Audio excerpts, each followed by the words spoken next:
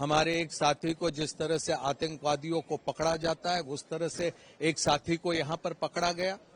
वहां पर पहलगाम की घटना के बाद ऑपरेशन सिंदूर वगैरह ये तमाम घटनाओं के बाद आपने देखा मध्य प्रदेश में एक वहां का उप मुख्यमंत्री किस तरह से बयान देता है। વિસાવદર અને કડી વિધાનસભાની પેટા ચૂંટણી અને પેટા ચૂંટણીને લઈને તમામ પક્ષોની તૈયારી અને તૈયારીની વચ્ચે તમામ પક્ષોના એકબીજા પર વાર અને પલટવાર। આ બધાની વચ્ચે વાત આજે કોંગ્રેસની કરવી છે। કોંગ્રેસના ગુજરાતના પ્રભારી મુકુલ વાસનિક ગુજરાત પહોંચ્યા છે। કોંગ્રેસ કાર્યાલયોમાં બેઠકોનો ધમધમાટ ચાલી રહ્યો છે। કડી અને વિસાવદરને લઈને તૈયારીઓ તેજ છે। ઉમેદવારો તૈયાર છે, રણમેદાન પણ તૈયાર છે। 19 તારીખે જોવાનું રહેશે કે શું થાય છે। એ બધાની વચ્ચે મુકુલ વાસનિક જ્યારે અમદાવાદ પહોંચ્યા તો એમને રાહુલ ગાંધીને લઈને, ભારતીય જનતા પાર્ટીને લઈને, કડી વિસાવદરને લઈને પ્રશ્નો પૂછવામાં આવ્યા। એમણે શું જવાબો આપ્યા એ સાંભળીએ। देखिए, हाल ही में हमने यहाँ पर जिला कांग्रेस कमेटी के चयन को लेकर प्रक्रिया शुरू करी और सभी 41 जिलों में अखिल भारतीय कांग्रेस कमेटी ने और प्रदेश कांग्रेस कमेटी ने पर्यवेक्षक भेजे। उन्होंने अपना अहवाल अखिल भारतीय कांग्रेस कमेटी के सामने रखा है। सभी पर्यवेक्षकों के साथ हमने विस्तार से चर्चा करी, उनकी राय क्या है वो अच्छी तरह से हमने समझ लिया। प्रक्रिया करीब करीब अब पूरी हो गई है और जल्द ही इस संदर्भ में फैसला लिया जाएगा और सूची जाहिर करी जाएगी।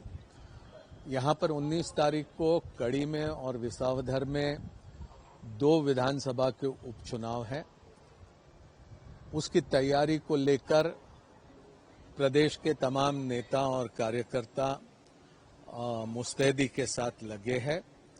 आज उसी संदर्भ में यहाँ वरिष्ठ नेताओं के साथ और संबंधित हमारे सहयोगियों के साथ यहाँ पर चर्चा होगी। पहले से ही हमारे तमाम साथी चुनाव के अभियान में लगे हुए हैं और हमें उम्मीद है कि हमारा अच्छा प्रदर्शन इन चुनावों में रहेगा।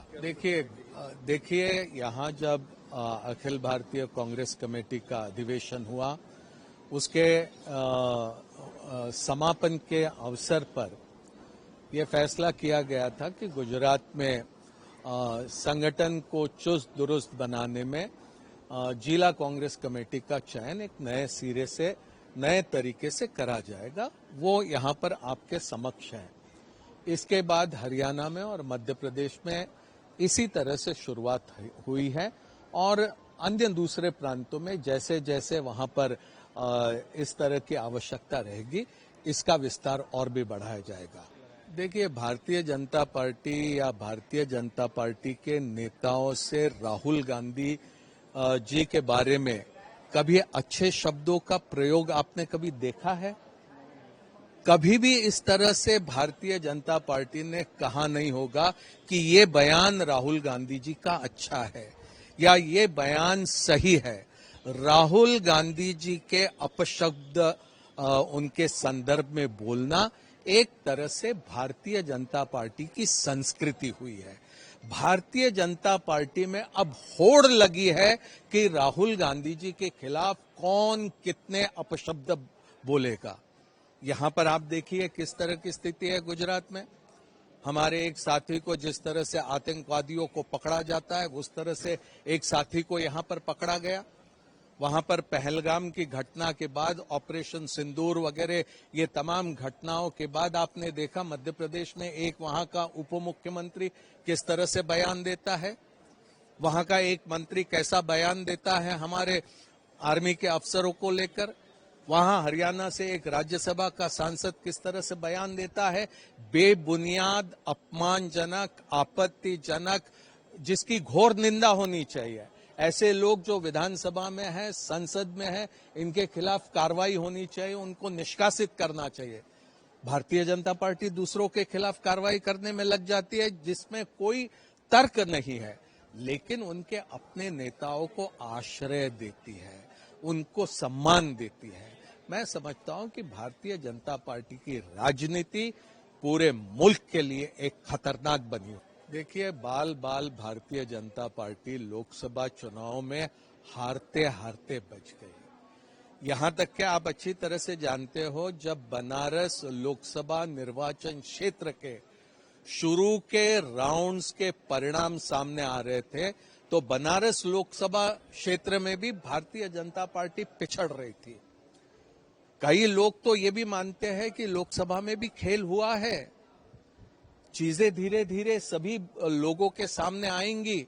भारतीय जनता पार्टी जिस तरह से पैसों का दुरुपयोग, जिस तरह से खौफ, डर, आतंक फैलाकर लोगों को दबाकर भारत के लोकतंत्र के सामने आज एक चुनौती बनकर खड़ी है, मैं समझता हूं कि इसका आने वाले समय में देश की जनता सब जानती है, धीरे धीरे रास्ता निकलेगा। Thank you.